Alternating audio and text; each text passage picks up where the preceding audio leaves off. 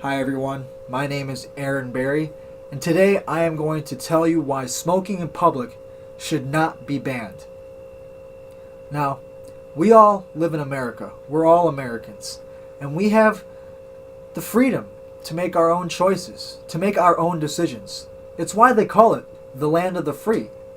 Now, I'm not really a smoker myself, but as Americans, we all have an obligation to not deny people their own rights. We should never deny people of their own decisions, and that certainly includes smoking in public. Now, there's a lot of talk out there about how smoking isn't the most beneficial thing to your health, and frankly, I'm not here to deny that. But as soon as we start banning freedoms, such as being able to smoke in public, well, we're diluting what America is all about. We're changing what this beautiful and great country was founded upon. And we should never do that. We cannot change what makes America great, or else it ceases to being great. Mass media does a wonderful job at getting the majority to believe pretty much whatever they say, regardless of whether or not it's actually the truth. And we see this every day on the news, whether it's CNN or Fox News, to name a couple. They put out tons of opinionated news that has no truthful basis. And we can't just believe what people say on the news.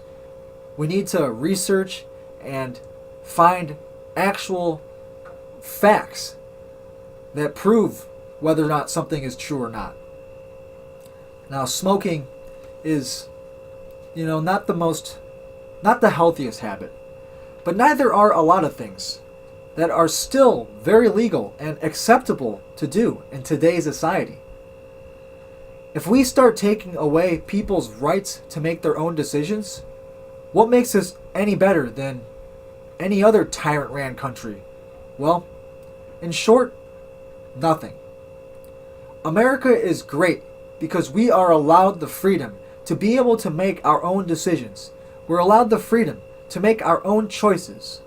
Sure, there are probably a lot of reasons why not to smoke, but there are also a lot of reasons why not to eat red meat. Yet I'm sure every single one of you in here has had a hamburger, and I have no doubt that you all enjoyed eating it. So are we going to make hamburgers illegal too? This is called the snowball effects. When we start taking away one thing, one freedom, the next thing we know, we're living in a full-blown dictatorship and we have no freedoms at all. We don't have decisions to make because the people up top, the government, they're making the decisions for us. And would we still stay here? Well, we probably would be forced to, because that would be a dictatorship. Now let's go over some things you may not know about smoking. A study from the University of Adelaide in Australia found that knee replacement surgery is actually common among joggers and obese. Now this makes sense. Joggers, they're on their feet a lot, and they're running, they're putting stress on their joints, and obese people, they have a lot of extra weight to carry, and that also puts a lot of stress on the joints. But this is what they found that was very interesting. Smokers, they rarely jog, and therefore are less likely to be obese. They don't eat as much because the nicotine in the tobacco, it quells their hunger. It keeps their appetite down, so they're less likely to be obese. And in this study, they were able to find that there's a slight protective effect of smoking on osteoporosis.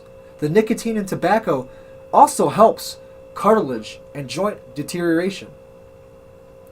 It prevents these things. I found that to be very interesting.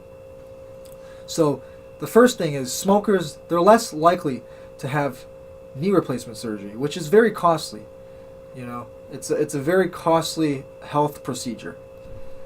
Another study that was published in the Journal of Neurology found that long-term smoking has an uncanny inverse relationship between Parkinson's disease.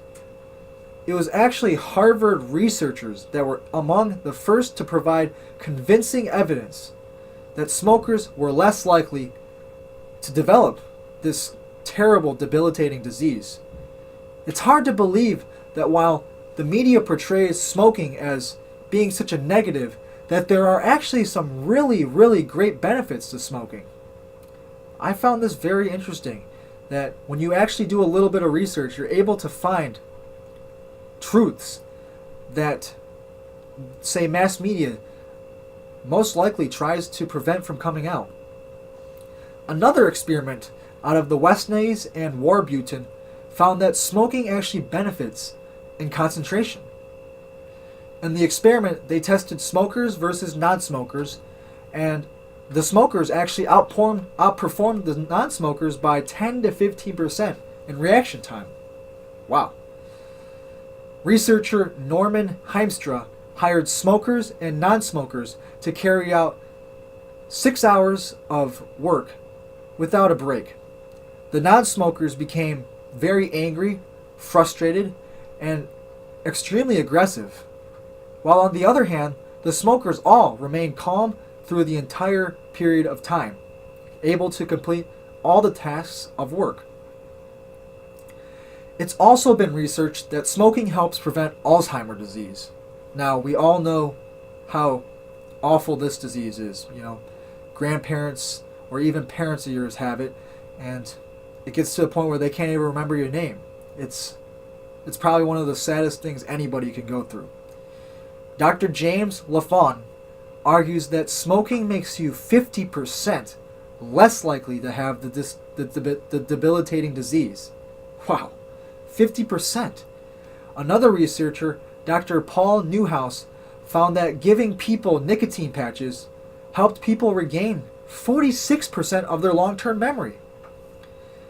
I'm not saying to go out and buy a pack of cigarettes and to start smoking them today, but I am saying that smoking is a choice, albeit maybe not the healthiest choice, but in America, we all have the freedom to make our own choices. And we must live by those choices, good or bad, and we must never take away the freedom to make those choices. Thank you.